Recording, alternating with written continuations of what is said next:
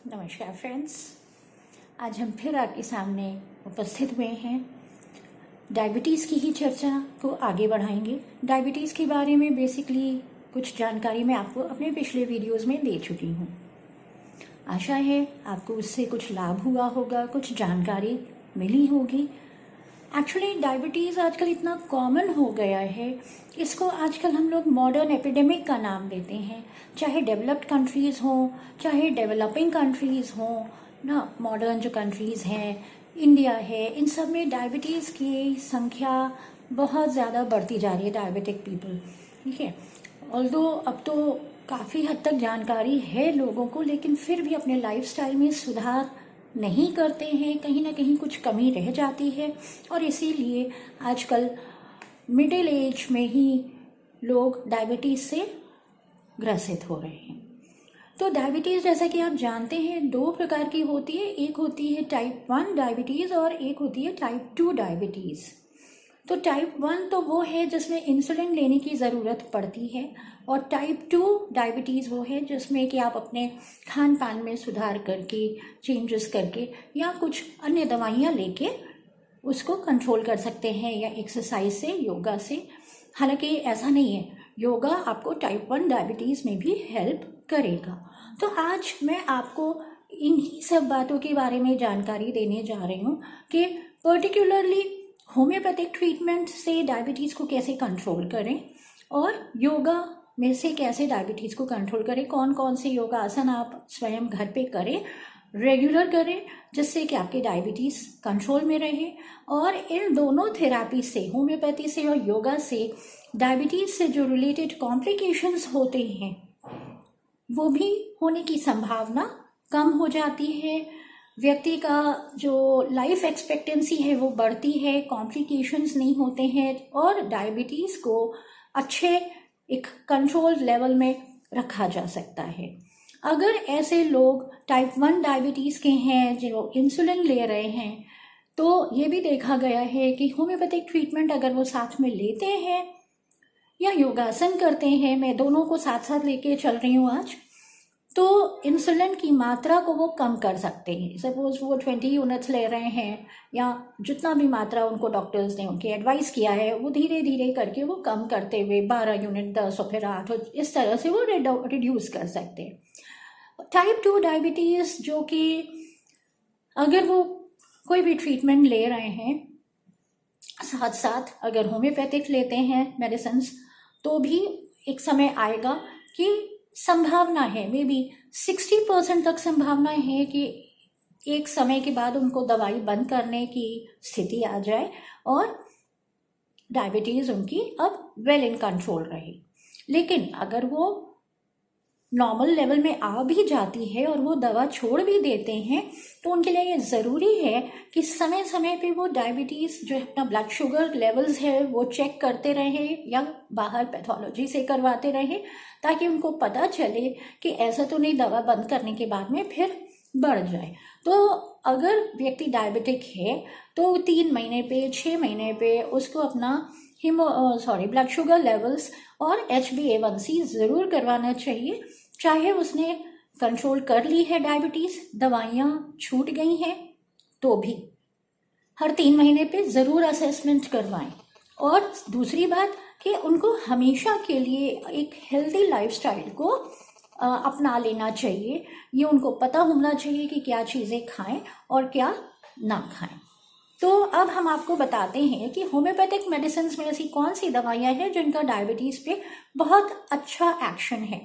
तो सबसे पहले नंबर 1 पे आती है सिजाइजियम। सिजाइजियम मदर टिंचर बहुत ही अच्छी मेडिसिन है। इसका बहुत ही फास्ट एक्शन देखा जाता है शुगर लेवल्स को कंट्रोल करने में। दूसरी दवा है आपकी सिफेलेंड्रा इंडिका। सिफेलेंड्रा इंडिका भी डायबिटीज़ में आपको ब्लड शुगर लेवल्स को कम करती है। अगर न्यूरोपैथी डेवलप हो रही है, नसों में सुन्नपन हो रहा है, टिंगलिंग हो रहा है, तो भी ये फ़ायदा करेगी। उसके बाद फिर एसिड फॉस भी आपके शुगर लेवल्स को कम करती है। देन आपकी है एब्रोमा ऑगस्टा।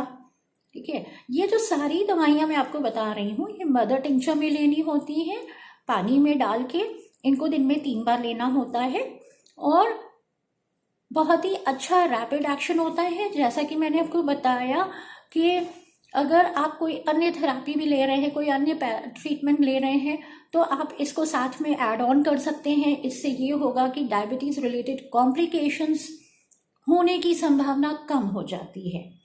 और एक समय ऐसा आता है कि आप जो भी ट्रीटमेंट ले रहे हैं उन दवा को आप कम करते करते करते और मे बी कि एक समय ऐसा आएगा कुछ महीनों के बाद में, मे बी 6 मंथ्स के बाद, और सो डिपेंड करता है पर्सन टू पर्सन कैसी कंडीशन है, तो आपको उन दवाइयों को बंद करने की भी स्थिति आ जाए।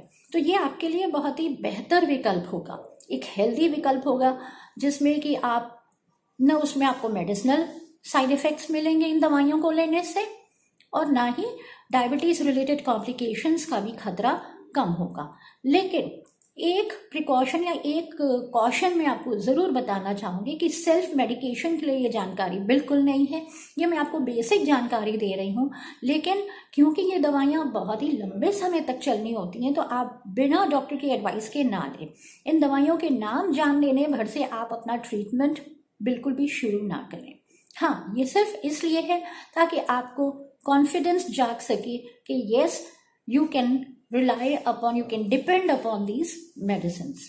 जैसा कि मैंने पहले कहा था कि मैं योगिक एक्सरसाइजेज, योगासन के बारे में भी काफ़ी रिकमेंड करती हूँ कि ये भी आपके पैंक्रियाज को नॉर्मलाइज करते हैं, आपके इंसुलिन लेवल्स को नॉर्मलाइज करने में हेल्प रखते हैं। और अगर आप बिल्कुल हेल्दी हैं तो भी आप इनको फॉलो कर सकते हैं, और अगर डायबिटिक हैं तो कौन कौन से ऐसे आसन हैं जो कि आप करें और जिनसे आपको फायदा होगा। तो सबसे फोरमोस्ट, सबसे इंपॉर्टेंट आसन आता है दैट इज सूर्य नमस्कार आसन। ये वन एंड ऑल है, इसके करीब 10 स्टेप्स होते हैं, तो इसमें मल्टीपल ऑर्गन्स को इम्प्रूवमेंट मिलता है, मल्टीपल इसमें स्टेप्स हैं। दूसरा आपका है पश्चिमोत्तान आसन। पश्चिमोत्तान आसन भी आपके इंसुलिन लेवल्स को कंट्रोल करेगा, ठीक है। एंड देन भुजंग आसन, ठीक है। भुजंग आसन बहुत ही अच्छा है, ये आपके सारे एब्डोमिनल ऑर्गन्स को एक्टिवेट करता है, नॉर्मल रखता है, पैंक्रियास, इवन ओवरीज और आपका डाइजेशन और सभी कुछ। देन धनुरासन, ठीक है। और लास्ट में जब आप समाप्त करें तो you can and your yoga session with shavasana, जो कि आपके सारे सिस्टम को रिलैक्स करता है, बॉडी एंड माइंड को रिलैक्स करता है। अब क्योंकि मैं योगा थेरापिस्ट नहीं हूँ और न मेरा ये वीडियो योगा जो आसन मैंने सजेस्ट किए हैं उनके स्टेप्स बताने के लिए है, तो इन योगासन जिनके मैंने यहाँ पे नाम मेंशन किए हैं उनको आप किसी अन्य वीडियो में देख सकते हैं। तो आज की जानकारी बस इतने तक। उम्मीद करती हूँ कि ये जानकारी आप सबके लिए बहुत ही लाभदायक रही होगी। आप कमेंट सेक्शन में मुझे लिख के बता सकते हैं, और जिन्होंने भी मेरे चैनल्स को सब्सक्राइब नहीं किया है वो प्लीज़ सब्सक्राइब करें, और ये जो हेल्थ बेनिफिट्स मैं आपको बता रही हूँ इनका फ़ायदा दूसरों को भी हो, इसके लिए आप मेरे वीडियोस को ज़्यादा से ज़्यादा शेयर करें। टेक केयर एंड नमस्कार।